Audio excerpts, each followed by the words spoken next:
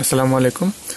আপনারা যারা আপনাদের মনিটর অথবা ল্যাপটপের অ্যাডাপ্টার হারিয়ে ফেলেছেন বা অ্যাডাপ্টার নষ্ট হয়ে গেছে, যেরকম ধরুন আমার একটা মনিটরের এই একটা অ্যাডাপ্টার, এরকম অ্যাডাপ্টার ধরেন আপনাদের হারিয়ে গেছে বা নষ্ট হয়ে গেছে, তখন আপনারা নতুন অ্যাডাপ্টার কিনতে যাচ্ছেন কিন্তু অনেক দাম।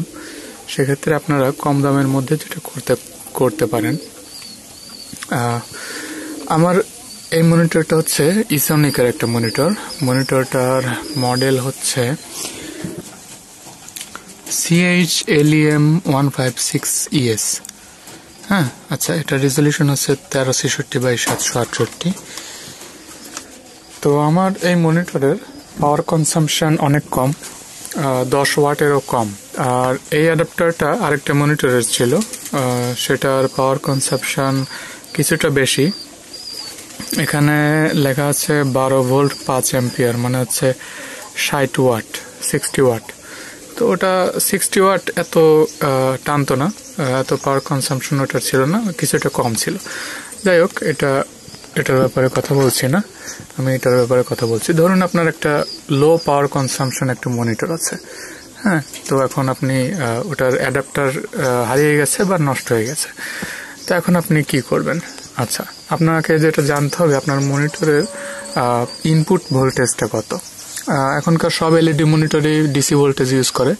তো আপনার মনিটরের যদি এরকম অ্যাডাপ্টার থেকে থাকে তাহলে সেটার হয়তো 12 ভোল্ট ছিল, তবে আপনি শিওর হয়ে নেবেন 12 ভোল্ট ছিল কিনা। আর যে ভোল্টেজ হয় আপনাকে ওই ভোল্টেজটা মাথায় রাখতে হবে। আচ্ছা, এরপরে যেটা করতে পারেন সেটা হচ্ছে আপনার ওই মনিটরের ওয়াটেজ অর্থাৎ পাওয়ার কনসাম্পশনটা কত।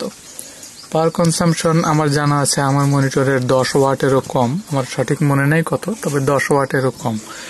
তো এখন আপনার মনিটরের বা আপনার ল্যাপটপের যেটাই বলেন না কেন, পাওয়ার কনসাম্পশন যদি এরকম লো হয়, বেশি হলেও সমস্যা নাই, আমি বলে দিচ্ছি সবকিছু। ধরুন 10 ওয়াট যদি হয়, সেক্ষেত্রে আপনি যেটা করতে পারেন, আপনার বর্তমানে আমরা সবাই ফোন ব্যবহার করি, আপনার বর্তমানে আমাদের ফোন দেখা যাচ্ছে যে ফোনের চার্জার 100 ওয়াট পর্যন্ত বা 120 ওয়াটেরও চার্জার থাকে। তো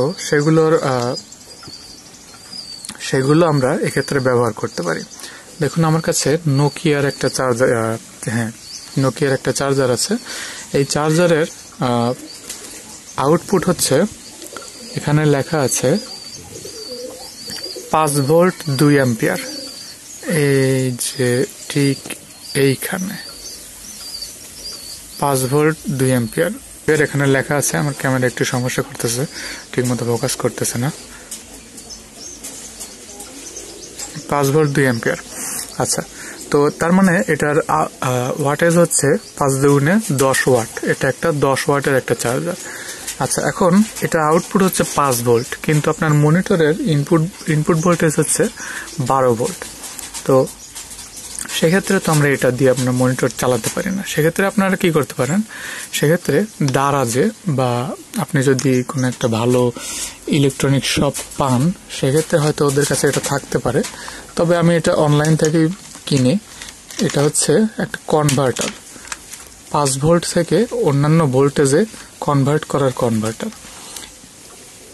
এটা হচ্ছে, দেখুন লেখা আছে ডিসি 12 ভোল্ট, ডিসি 12 ভোল্ট। এটা 5 ভোল্ট থেকে 12 ভোল্টে কনভার্ট করে। তো আপনি এটা একটা কিনে নিতে পারেন। দারাজে আপনি 5V to 12V এটা লিখলেই, আপনি সার্চ করলেই পেয়ে যাবেন। দারাজ থেকে হয়তো 200-250 টাকা দাম নেবে এটা কিনে আপনি আপনার এই ফোনের চার্জিং ব্রিকের সাথে লাগাতে পারেন।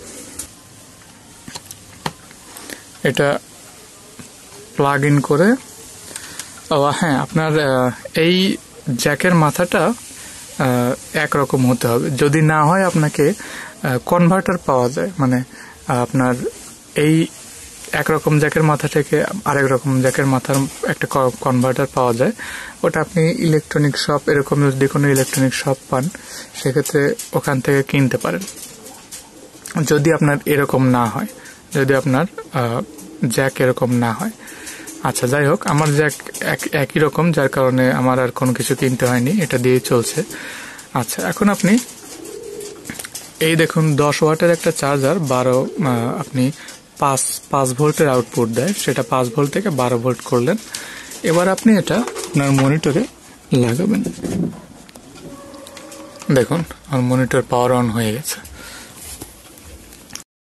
আচ্ছা, এখন আপনার মনিটরের পাওয়ার ইনপুট যদি এর চেয়ে বেশি হয়, অর্থাৎ আমার তো 10 ওয়াট, আপনার যদি মনিটর যদি 20 ওয়াট বা 30 ওয়াট বা 50 ওয়াট বা 60 ওয়াট এরকম যদি হয়, সেক্ষেত্রে আপনাকে যেটা করতে হবে, আপনার এই পাওয়ার চার্জিং ব্রিকটা আপনার অত ওয়াটের হতে হবে। অর্থাৎ চার্জিং ব্রিক সাধারণত 5 ভোল্টের আউটপুট দেয়, সেক্ষেত্রে আপনার অ্যাম্পিয়ারেজ হতে হবে হচ্ছে, যদি 5 ভোল্টের আউটপুট দেয় সেক্ষেত্রে আপনার 50 ওয়াটের যদি মনিটর হয়, আপনার লাগবে হচ্ছে 5 ভোল্ট 10 অ্যাম্পিয়ারের একটা চার্জিং পোর্ট। অর্থাৎ আপনার 50 ওয়াটের চার্জিং পোর্ট লাগবে যদি আপনি 50 ওয়াটের মনিটর ব্যবহার করেন, অথবা যদি আপনি 60 ওয়াটের মনিটর ব্যবহার করেন সেক্ষেত্রে 60 ওয়াটের চার্জিং ব্রিক লাগবে। এরপরে আপনি ওই চার্জিং ব্রিকের সাথে আপনার এই কনভার্টারটা লাগিয়ে আপনার মনিটরের সাথে কানেক্ট করলে আপনার মনিটর চালু হয়ে যাবে, কোনো সমস্যা হবে না ইনশাল্লাহ। শুধু আপনাকে যেটা মনে রাখতে হবে যে ওয়াটেজটা ঠিক রাখতে হবে, আপনার মনিটরের যে ওয়াটেজ ওইটার আর আপনার এই চার্জিং ব্রিকের ওয়াটেজ যেন এক হয়। এটা আপনি ঠিক রাখলে আর কোনো সমস্যা হবে না। অর্থাৎ আপনি কোনো রকম খরচ ছাড়াই কিন্তু, কোনো অ্যাডাপ্টার ছাড়াই কিন্তু আপনার মনিটর ব্যবহার করতে পারেন এভাবে। ভালো থাকবেন সবাই, আসসালামু আলাইকুম।